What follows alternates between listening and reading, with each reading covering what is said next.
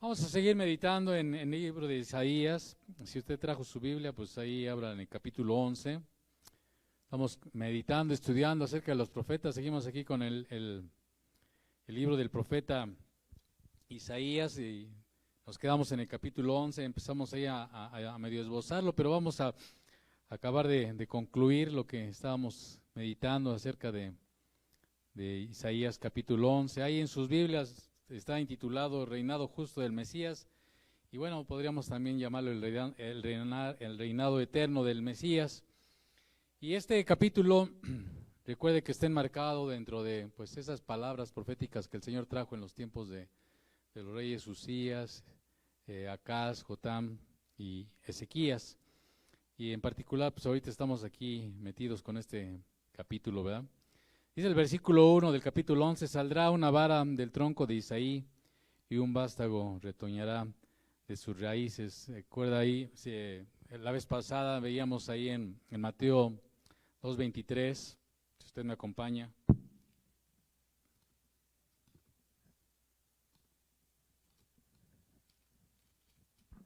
Mateo 2:23 dice lo siguiente, vamos a ir un poquito atrás para estar en contexto, ¿verdad? Después de que Herodes había muerto, el ángel se le presentó a José y le dijo que regresara otra vez a la tierra de Judea, ¿verdad? Entonces dice el versículo 22, dice, pero oyendo que Arquelao, o sea José, oyendo que Arquelao reinaba en Judea en lugar de Herodes su padre, Herodes el Grande, que había muerto, dice, tuvo temor de ir allá, pero avisado por revelación en sueños, el ángel le habló a José. Dice que se fue a la región de Galilea. Galilea es la región que está enmarcada dentro de lo que se conocería como el mar de Galilea, esa parte al norte del río, el río Jordán. Y vino y habitó en la ciudad que se llama Nazaret. Y aquí algo curioso, dice Mateo, hace referencia a esta profecía para que se cumpliese lo que fue dicho por los profetas que habría de ser llamado Nazareno, ¿no? Y bueno, en ninguna parte concretamente va a encontrar en el Antiguo Testamento que hable de que él vaya a ser llamado Nazareno. Pero bueno, yo me puse a buscar ahí para estar bien entendido de las cosas. Acuérdense que pues, nosotros no inventamos nada, también nos ponemos ahí a rascar y ver comentarios. Eso es que no crea que me llegó del cielo. Pero dice este comentario, me pareció interesante lo que comenta este comentario. Este comentario lo escribió Roberto Jamieson, Fawcett y Brown, que son unos estudiosos, ¿no?, de la escritura, o que fueron estudiosos de la escritura. Dice al respecto de esta profecía, la mejor explicación del origen de este nombre, o sea, de Nazareno, ¿te acuerdas que ahí dice que iba a ser llamado Nazareno? Parece ser aquella que lo relaciona con las palabras Netzer, que ahí en Isaías 11:1, cuando dice que saldrá una vara, esa vara dice más adelante del tronco de Isaí, y un vástago, esa palabra vástago en el hebreo original es netzer. Entonces, regresamos al comentario, ¿no? Dice que se relaciona con la palabra netzer en Isaías 11:1, que significa a una pequeña vara, o vástago, o retoño. No sé si usted ha tenido la experiencia de ver árboles grandotes que luego cortan, así les dan una buena cortada. Bueno, ahí por donde vivimos hay árboles así que se ve que eran grandotes y los cortaron. Y pues parece uno que los daría por muertos, ¿no? Pero con el tiempo va uno viendo que de su tronco, del tronco grueso, empieza a salir unas ramas, ¿no? Ese es el sentido de este versículo. Entonces vamos a seguir con el comentario. Dice que significa una pequeña vara, vástago, retoño, a la cual el profeta se refiere cuando dice, saldrá una vara del tronco de Isaí y un vástago retoñará de sus raíces. El pequeño pueblo de Nazaret, que no se menciona ni en el Antiguo Testamento ni en Josefo. Josefo fue un historiador de los primeros siglos, un historiador judío, que también es considerado pues así de renombre. Dice que ninguno de ellos menciona el pueblo de Nazaret. Regreso al comentario, ¿no? El pequeño pueblo de Nazaret, que no se menciona ni en el Antiguo Testamento ni en Josefo, probablemente recibió ese nombre por ser tan insignificante, una varita. O sea, algunos estudiosos consideran que la palabra Nazaret, su raíz está en esta misma en esta misma palabra que significa netzer o vástago o pequeña vara. Sigo con el comentario. Dice, probablemente recibió ese nombre por ser tan insignificante, una varita en contraste con un árbol, y de ahí que se le mirase con desprecio. Le voy a leer un versículo que está en Juan 1:46, no lo busque. Fíjese aquí, cuando están cuestionando acerca del ministerio de Juan el Bautista y también de Jesús, dicen, ¿de Nazaret puede haber algo de bueno? Y en alguna ocasión dijeron respecto a Jesús, pero es que ve las escrituras que de Nazaret no hay no ha salido ningún profeta, ¿no? ¿Se acuerda que eso comentaban con respecto a Jesús? Para menospreciar y decir, bueno, pues este de dónde viene, ¿no? ¿De dónde tiene esta sabiduría? Pues si un profeta nunca se levantó de esa región. Sigo con el comentario. El desprecio era aún mayor que aquel en que se tenía Galilea, debido al número de gentiles que se habían establecido en la parte alta de su territorio, que en opinión de los judíos la degradaban. ¿Se acuerda que incluso a Galilea le llamaban Galilea de los gentiles? Esa región, recuerde que formaba parte del reino del norte, y que más adelante en las profecías ya las estudiamos incluso, el imperio asirio invadió al reino del norte y lo llevó cautivo y lo despobló, lo echó fuera, ¿ok? Entonces, normalmente esa región fue habitada. Lo que tenían algunos imperios, lo que hacían es que cuando llegaban a alguna región y la conquistaban y desarraigaban a los pobladores originales, pues llegaban y ponían a otras gentes que venían de otros lados. Algunos se llegaban a quedar eso, pero preponderantemente eran repobladas con gentes que traían los imperios de otras regiones. Entonces esa región del norte de Israel fue poblada con el tiempo, pues mayoritariamente por gentiles. Entonces, aunque había judíos como el mismo Señor y sus apóstoles y otras gentes, sin embargo mayoritariamente había gentiles. Entonces por eso se la menospreciaban los judíos, que vamos a llamarle ortodoxos, que vivían en la región del sur, ahí cerca de Jerusalén, en la región de Judea, pues menospreciaban a toda esa gente, ¿no? Regreso con el comentario. Entonces, el desprecio era aún mayor que aquel que se tenía a Galilea, debido al número de gentiles que se habían establecido en la parte de su territorio, que en opinión de los judíos la degradaban. De modo que en el arreglo providencial, o de acuerdo a lo que Dios movía en su soberanía, regreso al comentario, mediante el cual nuestro Señor se crió en el despreciado e insignificante pueblo llamado Nazaret, se hallaba envuelta, en primer lugar, una humillación local; en segundo lugar, una alusión a la predicción de Isaías en cuanto a su humilde aparición a modo de retoño del tronco seco, sin ramas de Isaí; y en tercer lugar, un perenne monumento de la humillación que los profetas se habían aplicado al Mesías en varias de las más destacadas predicciones. En algunas profecías, como vamos a ver más adelante, por ejemplo en Isaías 53, se dice que quién iba a considerar al Mesías y su apariencia iba a ser no muy agradable, ¿no? Entonces, recuerde usted, cuando lee los evangelios, se acuerda que por diferentes razones llegaban a menospreciar al maestro, llegaban a menospreciar a nuestro Señor Jesucristo, no solamente por su lugar donde había nacido, donde había criado, su familia, los rumores que se corrían respecto a sus antecedentes de su nacimiento y muchas otras cosas. El Señor era menospreciado en cuanto a su educación, etcétera, ¿no? Entonces, recuerde que esto es interesante tomarlo en cuenta en nuestro estudio, ¿verdad? Entonces, bueno, regresamos a Isaías capítulo 11, ¿no? Entonces, saldrá una vara del tronco de Isaí y un vástago retoñará de sus raíces. Acuérdense que, recordemos que Isaí fue el padre de David.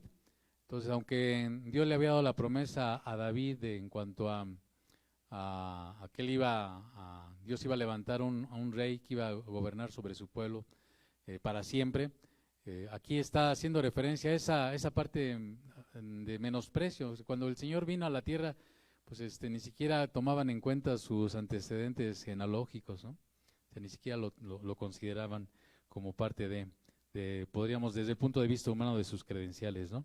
Versículo 2, y es interesante: y reposará sobre él el espíritu de Jehová. ¿Se acuerda cuando el Señor estuvo en la tierra y comenzó su ministerio y llegó a una sinagoga? Dice la palabra que él abrió el libro del profeta Isaías. Y bueno, ahí esa parte que abrió el Señor, creo, si no mal recuerdo, es Isaías capítulo 61. Digo, sí, 61 creo que sí.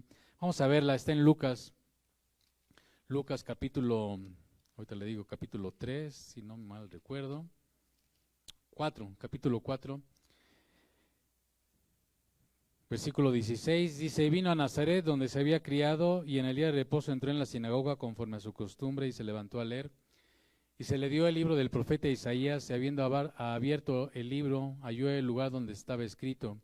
Y la cita que el Señor va a leer está en Isaías 61 del 1 al 2. Pero no nada más quiero tomar, porque después cuando lleguemos a Isaías 61 vamos a retomar esto. Nada más quiero tomar lo que dice Isaías 61, el primer versículo que está en el versículo 18 de Lucas 4. Dice, el Espíritu del Señor está sobre mí. Entonces vamos a regresar y ahorita vamos a retomar otras cosas. Entonces es muy importante que tengamos en cuenta esto que está el Señor profetizando y que se cumplió en la vida de nuestro Maestro, de nuestro Salvador. Y reposará sobre él el Espíritu de Jehová, Espíritu de sabiduría y de inteligencia, Espíritu de consejo y de poder, Espíritu de conocimiento y de temor de Jehová, ¿verdad? Bueno, aquí algunos estudiosos también comentan que esto se refiere a la plenitud del Espíritu Santo y digo, de acuerdo a lo que enseñan las Escrituras, podemos creer que es así, ¿no? Entonces, en varias Escrituras usted va a encontrar ahí, sobre todo en el Nuevo Testamento, que el Señor hace referencia al Espíritu que reposaba en él. Por ejemplo, esto no lo busque porque pues ahí lo ve luego si quiere el Face y si la anota ahorita, pues anótelo ahí. Lucas 9:55, el Señor hablando a sus discípulos, Él les dice, ustedes no saben de qué espíritu son, haciendo referencia a que Él tenía el espíritu del santo Dios y que él caminaba, hablaba y obraba de acuerdo a ese espíritu, ¿verdad? El espíritu de Jehová. Dice la Escritura ahí, acabamos de leer que Él tenía el espíritu de sabiduría, ¿verdad? Y también déjame decirle, usted ahí se lo voy a mencionar y se lo voy a platicar. ¿Se acuerda que cuando el Señor empezó su ministerio también, cuando fue bautizado en Mateo 3, del 13 al 17, dice que fue bautizado por Juan el Bautista? Y cuando él estaba siendo sumergido en las aguas y salió de las aguas, el Padre le había dado una señal a Juan el Bautista respecto a quien él iba a reconocer como el Mesías, como el Salvador.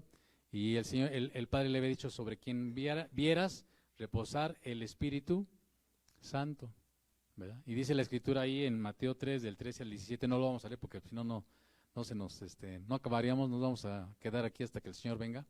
Entonces, no porque yo sea muy sabio, sino porque hay muchas cosas de donde cortar y esto nada más es para que usted se quede picado y se ponga a estudiar y le eche ganitas juntamente conmigo, amén. Entonces, en Mateo 3, del 13 al 17, dice la Escritura que Juan el Bautista vio que sobre el Señor reposaba sobre él ¿el qué? El Espíritu Santo como en forma de paloma. O sea, fue una señal para Juan el Bautista. No que el Espíritu Santo tenga forma de paloma, ¿ok? Para que no caigamos en errores doctrinales. Entonces, se está refiriendo a esto que estábamos leyendo en Isaías capítulo 11, versículo 2, ¿verdad? Y reposará sobre el ¿qué? El Espíritu de Jehová, Espíritu de sabiduría. Primera a los Corintios 1:30 dice que Jesús nos ha sido hecho por Dios sabiduría. También en otra parte de las Escrituras, ahorita no tengo la cita exacta, pero dice que en Jesús habita corporalmente toda la plenitud de la deidad, ¿verdad? Así es que cuando vemos el ministerio del Señor, usted ve cómo sobre él reposó el Espíritu de Jehová, este Espíritu de sabiduría, este espíritu de inteligencia, ¿verdad? Que le permitía al Señor, muchos se preguntaban, ¿de dónde tiene esta? ¿Qué le decían? ¿De dónde tiene esta sabiduría? ¿Por qué? Pues porque no había ido propiamente él a formarse en una escuela rabínica, ¿no? O sea, digamos que no había ido a la universidad por poner el equivalente, ¿no? Pero él había sido un hombre que, aunque era Dios encarnado, desde pequeño recuerda que sus padres tuvieron el cuidado, porque así nos lo deja ver la Escritura, sus padres tuvieron el cuidado de instruirle en la ley del Señor, de que guardara la palabra, y bueno, el Señor fue guiando a nuestro Señor, porque él sobre él reposaba este espíritu de inteligencia, espíritu también dice de qué, de consejo, ¿verdad? Entonces, usted ve muchos pasajes de la Escritura, porque pues, vamos a ponernos a estudiar el Nuevo Testamento, los Evangelios, y se va a dar cuenta ahí de ese espíritu que tenía el Señor de consejo, ¿verdad? De poder. Hechos 2:22 dice que Pedro, cuando estaba predicando el Evangelio después de que descendió el Espíritu Santo sobre los que estaban ahí reunidos y empezó a compartirles el Evangelio, en Hechos capítulo 2, dice que Pedro les dijo que Dios había confirmado a través del Señor con muchas señales y prodigios. Eso está en Hechos 2:22, va a su casa y lo lee y lo estudia, ¿no? Hechos 2:22, por eso dice, sobre él iba a reposar espíritu de poder, espíritu de conocimiento, ¿verdad? Usted vea todas las decisiones que tomó el Señor, todas las cosas a las que luego pruebas, gente que quería tentarle. ¿Se acuerda que el Señor decía que él no se, digamos que él no se fiaba de los demás porque él sabía lo que había en los demás, ¿verdad? Cuando querían tentarle, cuando venían con alguna pregunta capciosa, cuando se acuerda la mujer samaritana, pues le quiso cambiar la plática y le dijo, Señor, me parece que tú eres profeta, cuando le dijo que ella no estaba casada, ¿verdad? ¿Se acuerda? O sea, todo eso cómo fue revelado, pues porque tenía sobre él lo que estamos leyendo en Isaías 11, versículo 2, espíritu de conocimiento, espíritu de temor de Jehová, dice.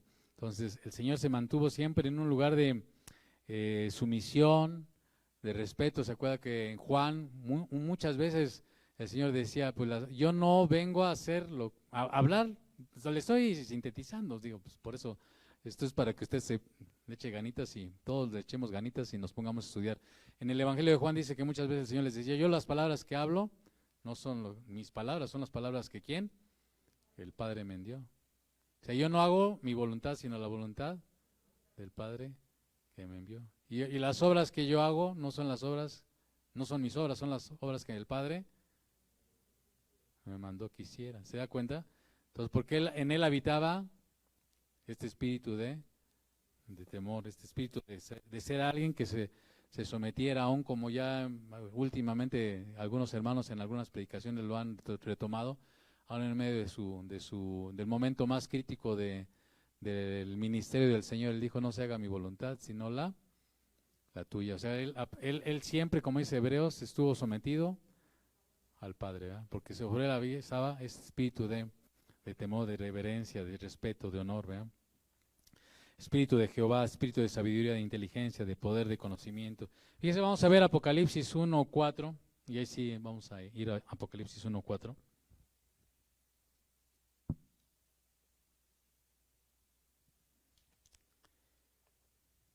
Porque aquí en esta escritura, que ya también la habíamos comentado la vez pasada, aquí, pues no importa que repasemos otra vez las cosas. No voy a decir, ay, hermanos, ya lo vimos la vez pasada. Usted aguante vara. Apocalipsis 1:4 dice, Juan, a las 7 iglesias que están en Asia, gracia y paz a vosotros del que es y que era y que ha de venir, y de los 7 espíritus que están delante de su trono. Cuando habla de los 7 espíritus, no es que haya 7 espíritus, está hablando, ¿verdad?, de la plenitud de Dios, la plenitud en este caso del Espíritu, ¿verdad? Apocalipsis 3:1, fíjese, vamos a ver. Escribe al ángel de la iglesia en Sardis, el que tiene, acuérdese, ¿quién le está escribiendo a las iglesias de Apocalipsis? Sí, usted alguna vez ya estudió conmigo al principio cuando intentamos empezar a estudiar el Apocalipsis, ¿verdad? Y vimos la introducción. ¿Quién le está escribiendo a las iglesias de Apocalipsis? El Señor Jesucristo, amén, el Señor Jesús.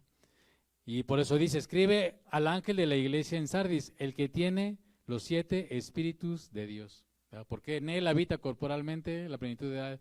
Y como dice Isaías 11:2, ¿verdad? En él reposa el espíritu de Jehová, espíritu de sabiduría, de conocimiento, de inteligencia, de consejo, de poder de Jehová. Apocalipsis 4:5, vamos a ver, también ahí. Dice, y del trono salían relámpagos y truenos y voces, y delante del trono ardían 7 lámparas de fuego, las cuales son los 7 espíritus de Dios, ¿verdad? Está hablando de la plenitud del espíritu, ¿verdad? Entonces aún la menorá judía, en un sentido, pues es un símbolo externo que representa la plenitud del espíritu de nuestro Dios. Entonces, digo, aquí podemos pasarnos mucho tiempo leyendo versículos y versículos. Ahí, por ejemplo, en Juan 3:34, dice que el Señor da el Espíritu sin medida. ¿Por qué Él puede darnos el Espíritu sin medida? Porque en Él habita el Espíritu del Señor. Aquí me quisiera, amado, tener o hablar de una aplicación práctica para nosotros, porque aunque Isaías 11:2 habla del Mesías y habla del poder que reposa sobre nuestro Salvador, hay una promesa de parte de Él de hacernos partícipes también de esa bendición. Nos hace partícipes de su Espíritu. Fíjese, vamos a ver Lucas 11:13, por favor. Porque digamos, está bien, el Señor ya en el Nuevo Testamento, pues basta y sobra, hay muchos versículos, todos los 4 evangelios hablan de la manifestación de esta llenura del Espíritu que tenía nuestro Señor. Pero Lucas 11:13, y vamos a ver algunos versículos más. Dice, pues si vosotros, dice la Escritura, siendo malos, sabéis dar buenas dádivas a vuestros hijos, cuánto más vuestro Padre Celestial dará el Espíritu Santo. ¿A quiénes? Y este Espíritu Santo, que es Espíritu de Jehová, Espíritu de sabiduría, Espíritu de conocimiento, Espíritu de inteligencia, Espíritu de consejo, Espíritu de temor de Jehová. Entonces, todo esto también Dios nos hace partícipes de esa gran bendición. En nosotros podemos, no estoy diciendo que nosotros somos dioses, Lo que yo estoy diciendo es que Él, en su misericordia, en su favor, nos hace partícipes de esta plenitud de Él mismo. Y en nosotros, por su amor, por su gracia y por su misericordia, para todos aquellos que son sus hijos, les comparte de Él para que tengan ¿qué? Sabiduría, conocimiento, inteligencia. No estamos hablando de inteligencia intelectual, como dice la Escritura, de sabiduría de este mundo. No estamos hablando de sabiduría terrenal, animal y diabólica. No estamos hablando de la sabiduría celestial, que es pura, amable, etcétera, etcétera. No voy a poner usted busca ahí Santiago 4.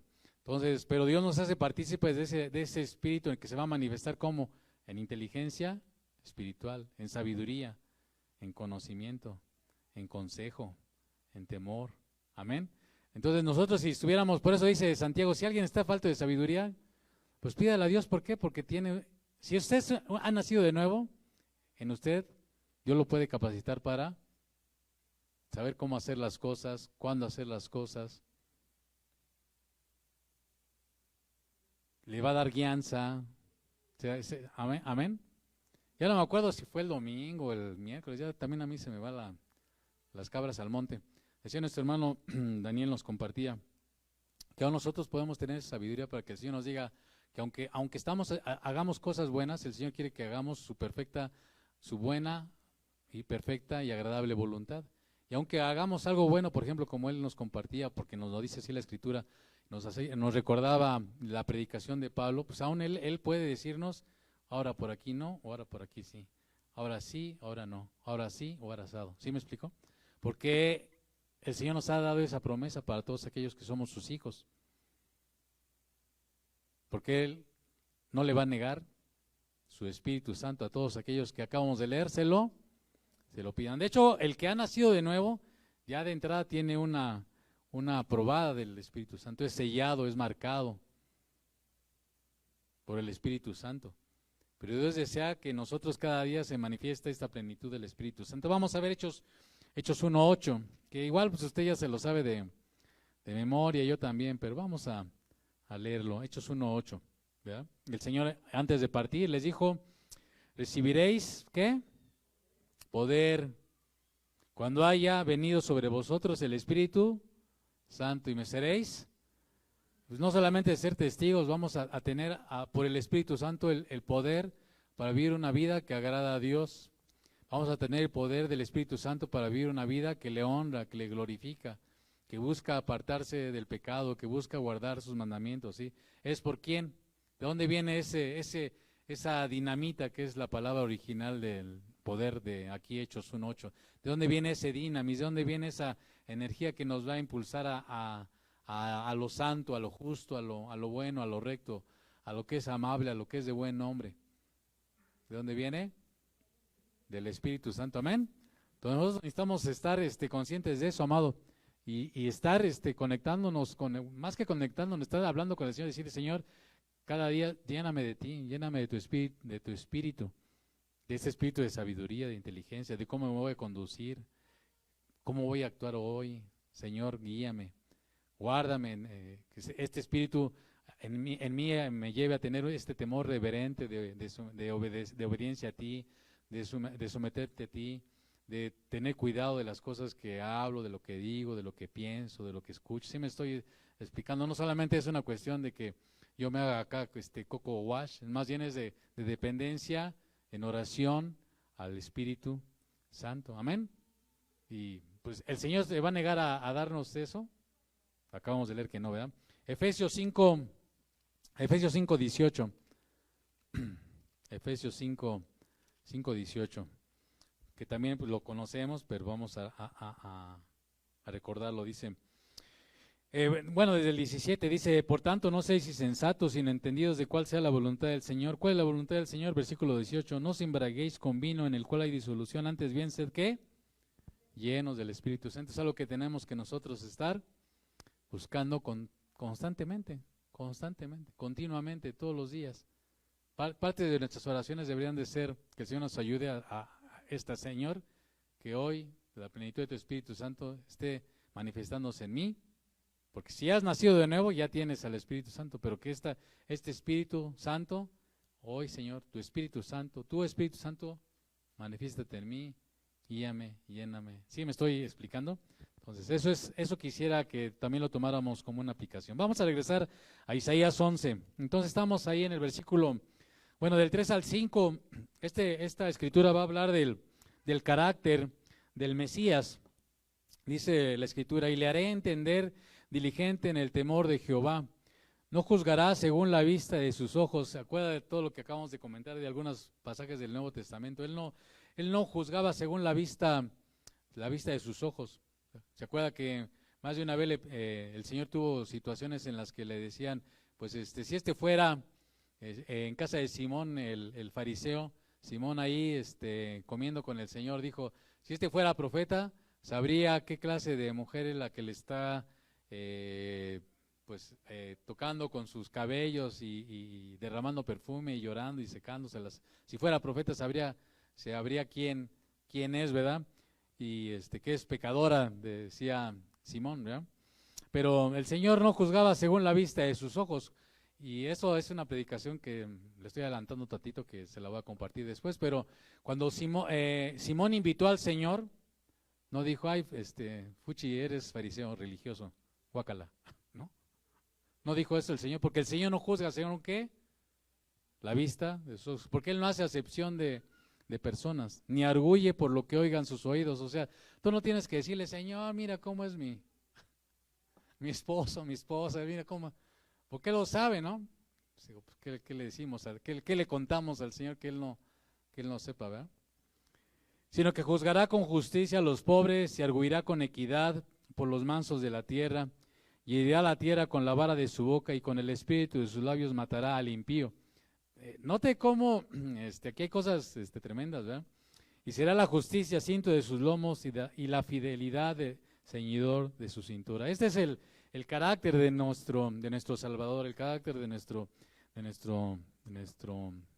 Señor Jesús, del Mesías, ¿verdad? Él iba a ser, como dice la Escritura, entender diligentemente en el temor del Señor. En alguna ocasión el Señor iba pasando por Samaria, y se recuerda que Él se detuvo ahí y mandó a sus discípulos a conseguir alimento, y mientras ellos iban a conseguir el alimento, se encontró con la mujer samaritana para sacar agua del del pozo. Entonces llegaron los discípulos y vieron al Señor que hablaba con una mujer y con una samaritana, ¿no? Cosa que pues no era nada bien visto, ¿verdad? A los ojos de los hombres.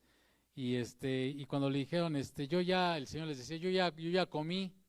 Y dijeron, pues ¿dónde están los sándwiches, no? Se lo estoy diciendo de manera coloquial, no es por falta de reverencia, nada más. ¿Dónde está la comida, pues? Y el Señor les dijo, mi comida es que haga la voluntad del que me envió y que acabe su obra, ¿verdad? Porque eso es lo que dice, era su carácter, ¿verdad? Era diligente en el temor de Jehová. Y él juzgó siempre con justicia, ¿verdad? Ahorita me viene a la memoria cuando el Señor estaba ahí en el templo y se acuerda que estaban echando las monedas en la arca de los tesoros del templo, y pues había mucha gente que llegaba y echaba sus monedas, y el Señor estaba con sus discípulos y les dijo, ven aquella mujer. Dice, esa mujer dio más que todos los que han dado. En el tiempo que el Señor había estado ahí con sus discípulos viendo que la gente echaba las monedas. Dice, porque todos los demás han dado de lo que les sobra, pero esa mujer dio todo lo que tenía, todo su sustento. Esa es una viuda que dio todo lo que tenía. Entonces, tremenda.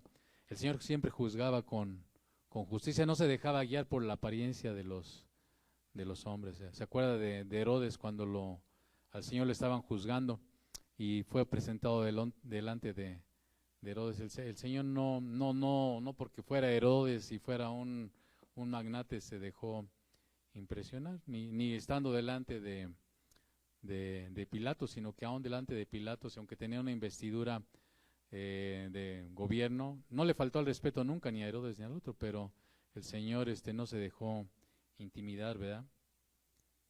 Y bueno, pues en 2 Tesalonicenses 2:8, hablando de esta parte donde dice que Él va a herir la tierra con la vara de su boca, está hablando del juicio venidero, ¿verdad? Está hablando del juicio en el que el Señor va a poner todos sus enemigos debajo de sus pies. Y 2 Tesalonicenses 2:8 dice lo siguiente, y entonces se manifestará que el impío, está hablando del anticristo, dice, a quien el Señor matará con el espíritu de su boca y destruirá con el resplandor de su venida. Lea Apocalipsis y ahí se va a dar cuenta de esta, se amplía un poco más lo que dice aquí 2 Tesalonicenses 2:8, pero que está profetizado desde aquí en Isaías capítulo 11, versículos 4, ¿no?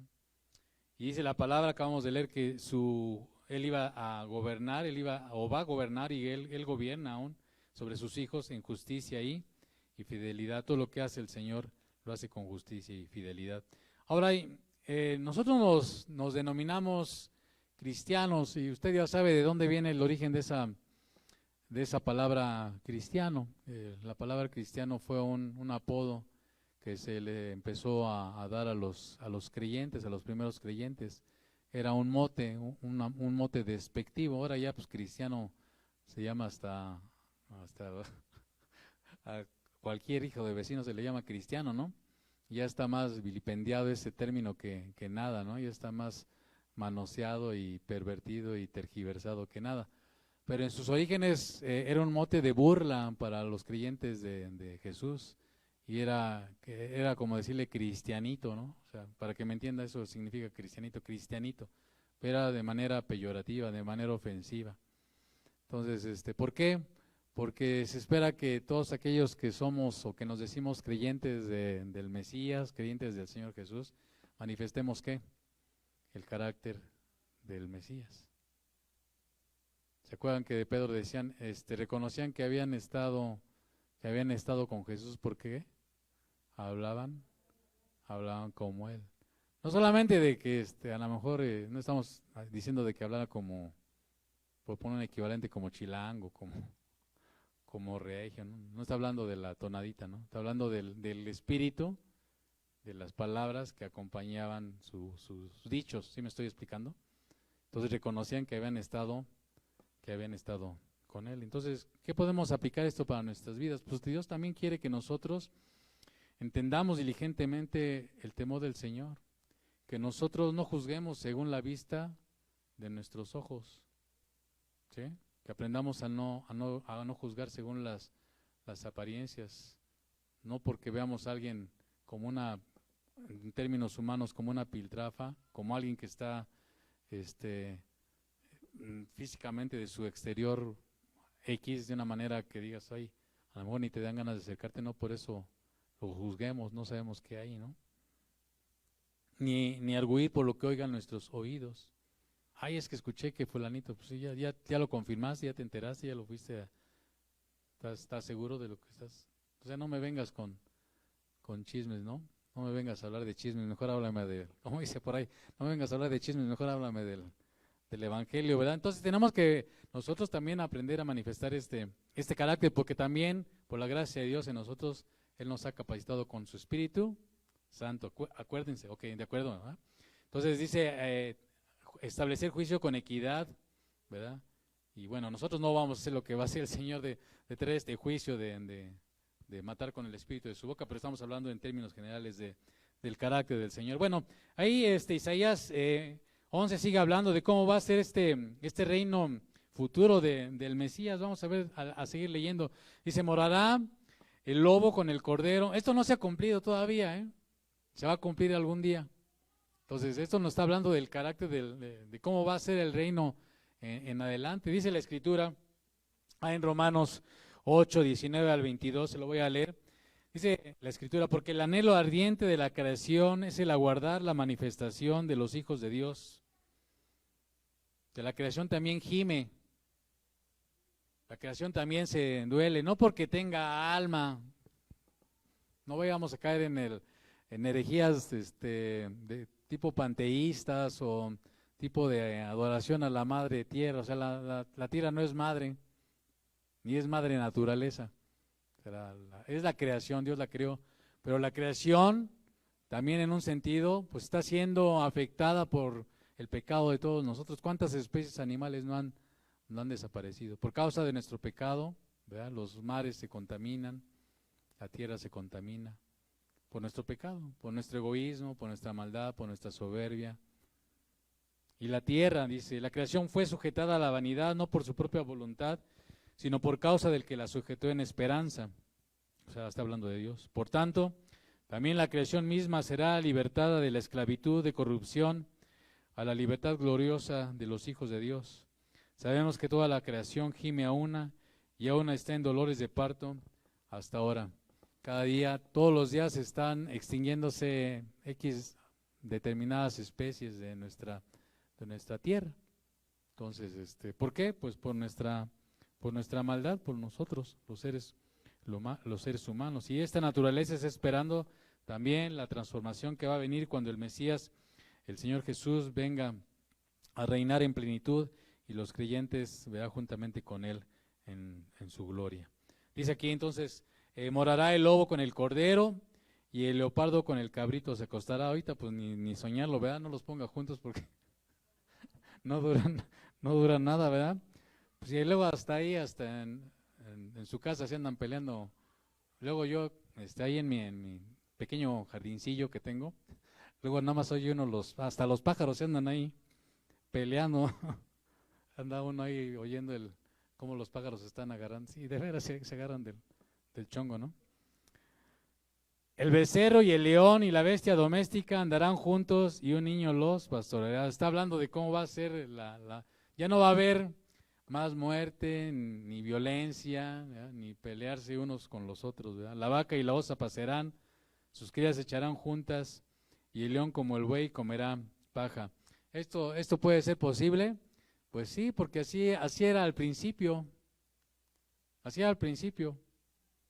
Pero pues, cuando el hombre desobedeció ahora sí que Adán y Eva, nuestros padres, en ese sentido, desobedecieron al Señor, pues todo se empezó a corromper de una manera que estamos viendo los efectos hasta el día de hoy, ¿verdad? El niño de pecho jugará sobre la cueva del áspid, la serpiente, es lo mismo, la serpiente o áspid. Y el recién destetado extenderá su mano sobre la caverna de la víbora. No va a pasar nada. A ver, ahorita deje a un chamaco ahí no, ¿verdad? Ni aquí en su casa le pone usted protectores ahí para que no meta los dedos en los contactos, ¿no? Dice, no harán mal ni dañarán en todo mi santo monte, porque la tierra será llena del conocimiento de Jehová como las aguas cubren el mar, ¿verdad? Eso va a pasar en el glorioso reinado de nuestro Señor. Y también dice la Escritura que aquí va a haber un próximo éxodo del pueblo de Israel. Fíjese, el versículo 10, acontecerá en aquel tiempo, cada vez que usted oiga en aquel tiempo, está hablando de algo que todavía no se cumple. En aquel tiempo, dice, acontecerá que en aquel tiempo que la raíz de Isaí, ¿quién es la raíz de Isaí? Nuestro Señor Jesús. Acuérdese, la raíz de Isaí es nuestro Señor Jesús, el Mesías. Dice, la cual estará puesta por pendón a los pueblos. Pendón significa estandarte o por bandera. Eso es lo que significa. Será buscada por las gentes y su habitación será gloriosa. Asimismo acontecerá en aquel tiempo que Jehová alzará otra vez su mano para recobrar el remanente de su pueblo que aún quede en Asiria. O sea, los va a traer otra vez de Asiria, de Egipto, de Patros, de Etiopía, de Elam, Sinar y Amat, y en las costas del mar, y levantará pendón a las naciones y juntará los desterrados de Israel y reunirá a los esparcidos de Judá de los cuatro confines de la tierra. Esto ahorita está teniendo un cumplimiento parcial, ahorita ni siquiera todavía se cumple esto en su plenitud, pero esto dice la Escritura que se va a cumplir en su plenitud en aquel tiempo, ¿verdad? Y levantarán pendón a las naciones y juntarán los desterrados de Israel y reunirá a los esparcidos de Judá de los cuatro confines de la tierra. Y se acuerda que cuando el hijo de Salomón comenzó a reinar, Roboam, por causa de la iniquidad de Salomón y de su pecado y de su idolatría y de todas sus transgresiones, Dios le dijo que le iba a traer un juicio y que el reino iba a ser dividido. Ya se lo he dicho muchas veces, pero va a estar una tras otra, una tras otra. Entonces con Roboam el imperio, el reino de Israel se dividió en dos: el reino del norte, también conocido como Israel o Efraín, y el reino del sur, también conocido como reino de Judá.